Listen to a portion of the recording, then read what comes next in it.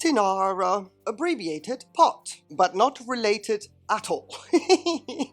Hi, welcome to the patio. Thanks to Mr. Kyle's Orchids, who left a comment under the video, "What's in a name?" I got inspired and would like to take that inspiration and talk through what I have experienced with the Potinara that I have. Things I thought would happen but didn't. Care I thought was going to be agreeable for my orchid but it wasn't adequate. And most importantly, the fertilizer supplement requirements that I thought my orchid needed. But it was clear that adjustments had to be made. Much like Cattleyanthus have their quirks, I have discovered that Potinaras are similar. So, you know the drill. I would appreciate a thumbs up. Sharing this video would be awesome. And to complete the perfect hat trick, please subscribe. Thank you for the support right from the get-go. If you too have had some ups and downs or setbacks with your Potinara, then perhaps the following breakdown will be an eye-opener as to why. If you would, however, like to skip ahead to the care section of this video, please jump to the timestamp I'm including right here, because I'm about to go down the whole naming and changing of orchid genera, which is, in my opinion, very necessary when it comes to caring for an orchid that has so many species ancestors. If we can understand that part, then many of the pieces of the care puzzle can fall into place as well. So, Potinara, let's break this nothogenus down because we can get somewhere by doing that. And behold, my once upon a time Potinara is in actual fact a Rhyncholaeliocattleya. But wait, let's compare a once upon a time Potinara to what she is now classified as Rhyncholaeliocattleya with other Rhyncholaeliocattleya's I have in my collection. I have this one. Nice.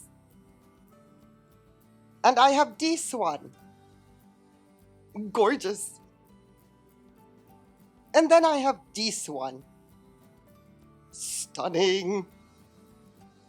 All Rhyncholaeliocattleya's, but can you tell what makes the side-by-side so unimaginable that my little one is also a Rhyncholaeliocattleya? Yep, the size. Well, here goes. Buckle up.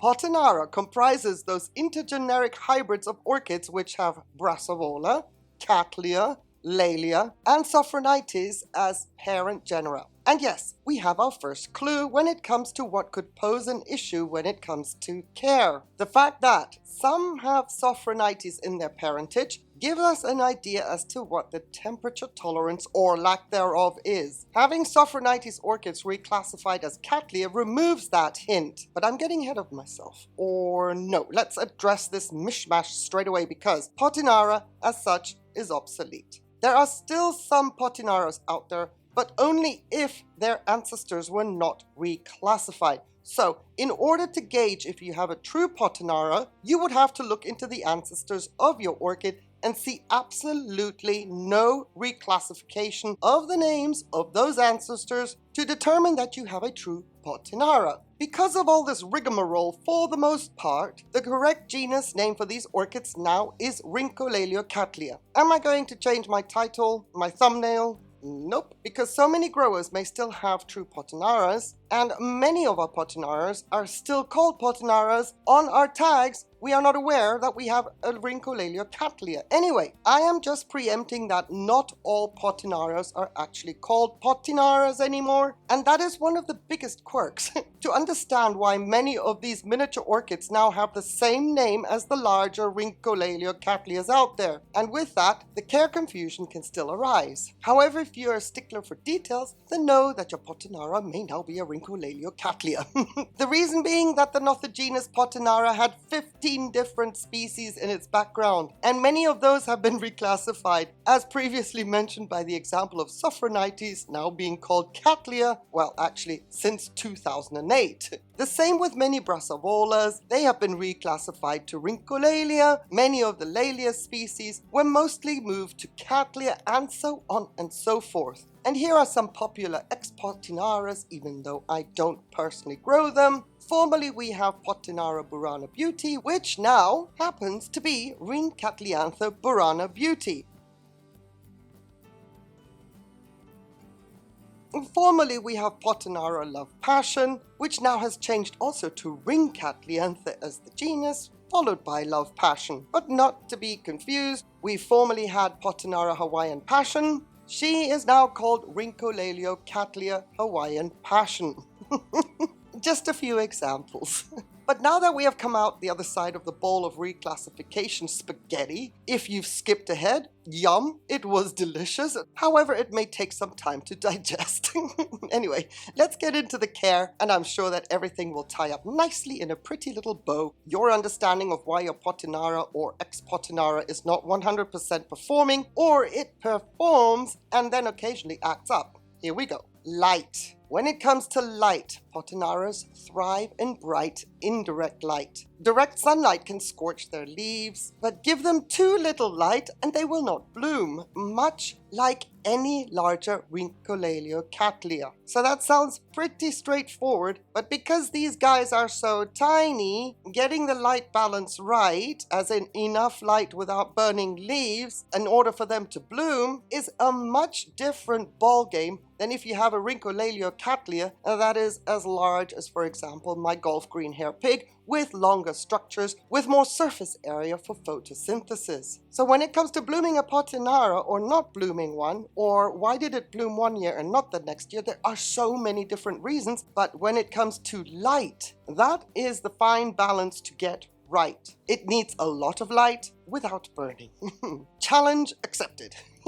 Anyway, when it comes to temperature, they do prefer warm temperatures, ideally between 18 and 27 degrees Celsius during the day and slightly cooler temperatures at night. Not that they need the cooler night temperatures to bloom, but because of the once called Sophronitis parent, now Cattleya, that gives you an idea as to why a little cool down at night is a detail that will help avoid stressing your Potinara out and throwing it into a sulk. Not knowing that you had a cool growing parent in the lineage of your Potinara could be the reason that your orchid sometimes gets a little stressed, and as I like to call it, the orchid acts up. It is a classic up and somewhat down dynamic often observed in Potinaras. And when it comes to watering needs, that is relative to where and how you grow your Potinara. Ideally, they should be watered when the media is almost dry. Almost dry. They should not be allowed to dry out. And I attribute Potinara watering needs to the Sophronitis ancestor because those orchids are constantly surrounded by fog during the winter months with a lot of dew in the air. So even without precipitation, the cooler surroundings of that parent provide consistent moisture for the roots to absorb. My Leca and self-watering setup works with these orchids because of that cool growing parent. I don't have to be too concerned about cold temperatures around the roots, but my winter light levels are inadequate. So the nutrient uptake is not optimal, or I am unable to provide as much as I would like while the orchid is in active growth. So while we're on the topic of watering, cloud forests, cool temperatures, let's just address humidity for a brief moment as we are in that area. And speaking of natural environment, because all the genera that make up Potinara, these orchids will do really well in moderate to high humidity, basically anything from 50% and higher consistently. This keeps the orchid from struggling. While other Rhyncholaeliocattleas may be tolerant of drier conditions with less humidity, once again, the surface area of a Potinara, usually very, very small, doesn't allow for the margin of grace that we have with the larger Rhyncholaeliocattleas. And if you are wondering why I keep referring to Rhyncholaeliocattleas, then it is possible you skipped ahead to the care, and for that reason the whole thing may not make sense. But yes, I'm still talking about Potinaras. So then jumping back to what goes hand in hand with watering is the fertilizing and supplementing regime. As you can see, this orchid is a miniature, and many true Potinaras are miniatures, but they are hungry little blighters. That is why I showed you other Rhyncholaeliocattleas at the beginning of this video, because while I don't give as high a concentration of fertilizer to my small orchid, I do focus on calcium nitrate and CalMag, because knowing that I have large Rhyncholaeliocattleas which get and need a lot of the supplements reminds me that when it comes to Potinaras, size is not the factor. These orchids will abort new growths very easily, but if they have a steady diet of calcium nitrate or CalMag, I have found that in the past years, I have not lost many new growths, unless of course it was because of my environmental influences. However, in the past I have noticed that fertilizer really is secondary with this genus. So my quantities are 150 parts per million of calcium nitrate. The same goes for CalMag, that's 150 parts per million. Then when I fertilize, I also apply 150 parts per million of a well-balanced orchid fertilizer. And if I do that consistently without risking salt buildup, of course flushing in between applications is a must, but if I do that consistently, then new growths will not abort, which is what can easily happen with this genus, and that frustrated me for the first years of growing this orchid.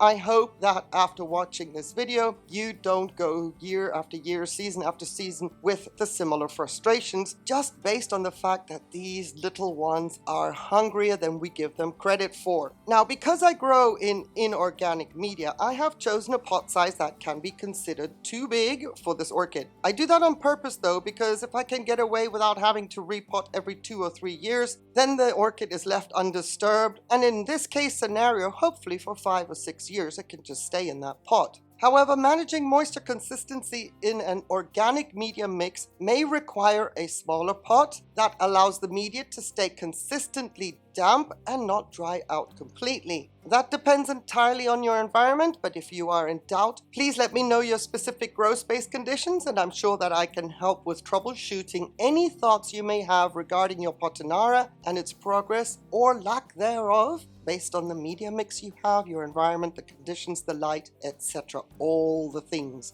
If I can be of help, I would love to give it a go. Also, what I noticed with mine since it arrived, the only pest that wants to have a go at it is scale. Thankfully, treatments are successful when I see one of the blighters, and preventative treatments are as well. So while the scale tried, I now know that this genus has an affinity to them, or should I say that scale has an affinity for this genus. Anyway, just a heads up, watch out for the scale. And when it comes to blooming a Potinara, you are justified in your possible frustration that your Potinara is growing well, new growths develop fully, all is going hunky-dory in the pot, but your orchid won't bloom. Well, first of all, it takes a Potinara a while to grow to blooming size. I had several years of blind sheath after blind sheath until one day a little bud appeared. Then the orchid skipped a year. It did not bloom, and that was because the winter light levels were not adequate. The moment this genus does not get the light balance it requires, without scorching its leaves, it will continue to grow nicely, but it won't bloom. So, simple tip, stating the obvious,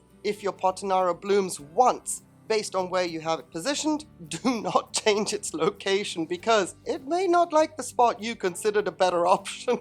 These are temperamental little things. I hope that this video was helpful in unraveling what it is about your Potinara that makes it so finicky. I hope that from here on in, things will be on the up and up with you and your Potinara. And if you have found that you can relate to anything I have mentioned in this video or would like to add your own experience and observations into the comments, please feel free to do so. In the meantime, thank you, Mr. Kyle's Orchids. You did not ask for this video, but when you said one word, Potinara, something clicked in my brain, and here we are. Thank you so much for watching. Also, a massive thank you for watching to the end. I get to wish you a fabulous day, on the condition though, please, that you stay safe. Take care. Bye.